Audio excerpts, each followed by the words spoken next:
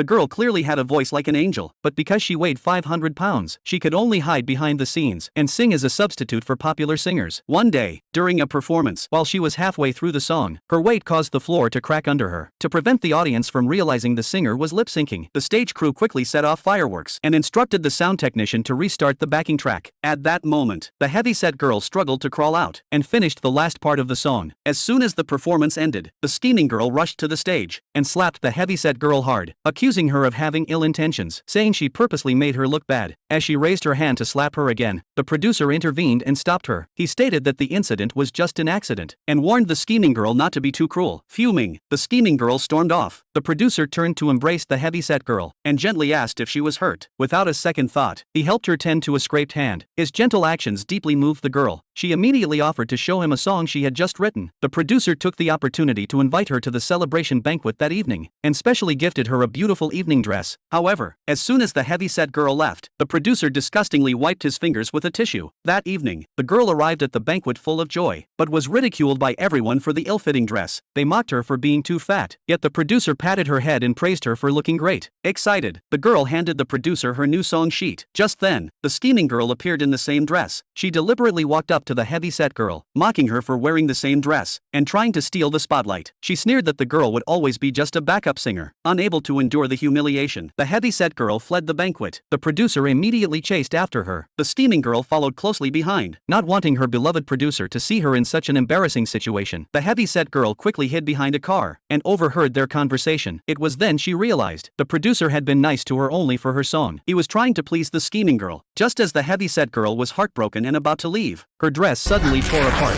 When things were about to be exposed, the producer no longer pretended. He angrily scolded her for not knowing how to appreciate his kindness. If it weren't for his discerning eye, she'd still be singing at a bar. Furious, the heavyset girl tried to reclaim her original song, but the scheming girl shamelessly claimed the song's copyright had already been transferred to her. Angered, the heavyset girl threatened to expose both of them, but to cover up their lies, the producer pushed her off a cliff. Little did they know, the girl didn't die, but her face was horribly disfigured from the fall. The scheming girl, in order to hide the lip-syncing secret, lied that she had suffered an accident and damaged her voice. Watching the two of them walk away unscathed, the heavyset girl's hatred burned fiercely within her. To take revenge on the scumbag producer and the scheming girl, she underwent a life-threatening full-face reconstructive surgery and trained 24 hours a day. Finally, she lost the weight she had always wanted. Just then, the scheming girl announced her comeback. She would be entering a singing competition. The girl knew her chance had arrived. To cover up her lip-syncing secret, the producer searched for a backup singer, but due to the girl's unique voice, he could never find anyone who sounded similar. At that moment, the transformed girl showed up to audition.